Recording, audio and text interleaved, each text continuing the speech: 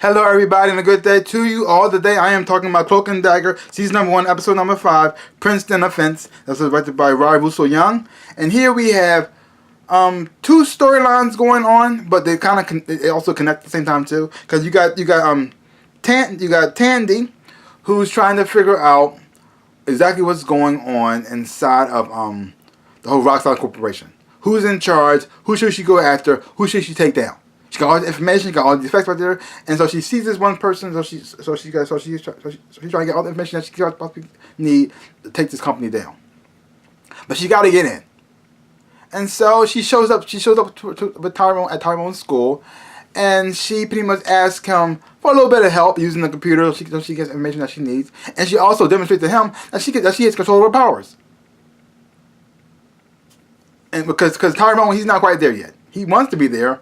Or maybe he does, maybe he doesn't, but he's not there yet. And so you see her go off, do her little mission to find out who's in charge of Roxanne, who is the big bad, who is really the person responsible for her father's death. She's off doing that, and the only way she can get into this company by going to this party, and by going to this party, she goes there as an escort, a little girl who not to sleep with anybody, but just to get access to the place and to get information that's supposed to be needed. And she does this by touching everybody, just seeing what their hopes and what their dreams are. She get a sort of idea of who this person is and how they're connected to this one person who everybody seems to see in their little visions.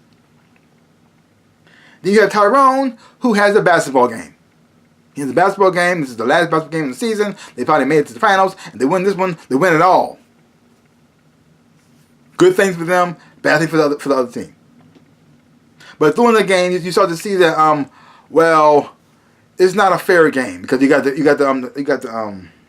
because of Tyrone's powers, he managed to see the referee's fears, and he looks like the referee has money on the game, and he pretty much has money that Tyrone's team is going to win. Because if the Tyrone's team doesn't win, well, he's going to see some bad people. Because he's going to owe them a lot of money which he can't pay, and he's going to have a lot of problems there. And so because of this, he's doing a lot of bad calls, make the other teams make the other team lose. But while Tyrone was playing the game, his powers are getting all weird. He's trying to figure out what's going on, because while he's playing the game, you got Tandy using her powers at this party all willy-nilly, and the thing is though, since they're connected, it throws him all out of whack. But also through the process, you have Tyrone using his powers not on purpose, but not intentionally, but also getting an idea of the team members on the other team on what the fears that they're going through. I mean, some kids are one kid that had an abusive father and who's at home who beats him.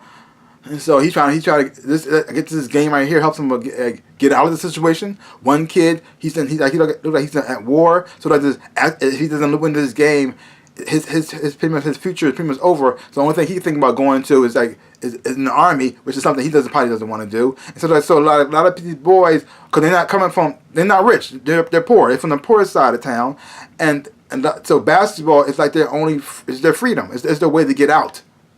For some of them, and so if they lose this game, this is just their life that's going down the toilet. So now you got Tyrone have to make a decision like this: should I win and for my team, even though we're fine if we lose or win? Either way, our life still be the same.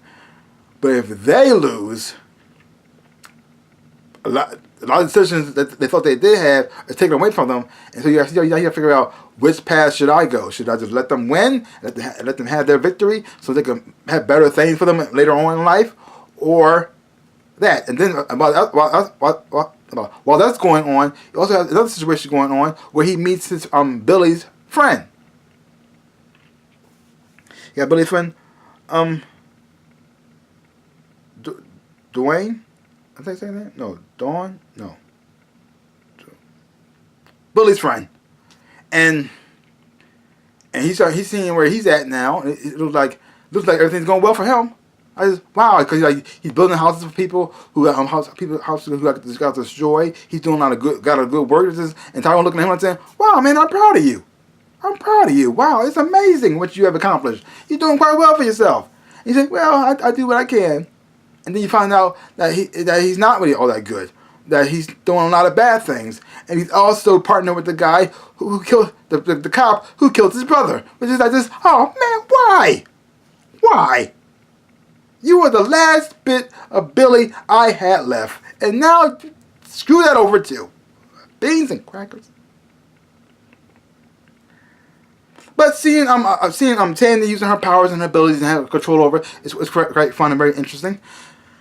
Watching her grow as a character, and also the decision that she probably would have made earlier, and see how she changed her mind from that, trying to do the thing the right way instead of leading by her emotions, was also quite well.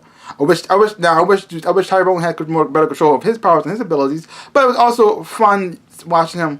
Well, I'm not sure about fun, but watching him use his powers in the game. It also has some kind of silly moments in there too, where he transported his basketball to where Tandy was, and then he asked because of her using her powers, and he also teleported to her at the same time. So because of her using her powers. But overall, great up. But then another thing about this episode. Now you have Avita, Tyrone's girlfriend, sort of. And I like Avita, I really do, but something about her just seems creepy to me. Now, because in the episode right here, at the end of the game, before the episode, they make it official that they're boyfriend and girlfriend. Great, fantastic. And when Tyrone misses the shot, he just goes home. Well, and then he goes home. And Avita's right in his room. Which I just... Now, okay, fine and all, but... See, stuff like that makes her seem like she's a stalker. Because she always seems to appear where Tyrone is. Like she's been watching him. And the thing she said was just, I see you. I know what you really are. Sometimes, that's a little creepy to me. I mean, she probably is a nice person. There probably is nothing wrong about her at all. But there's like little red flags about her, how she deals with Tyrone sometimes. It's like this, you are a stalker, crazy person. But, okay.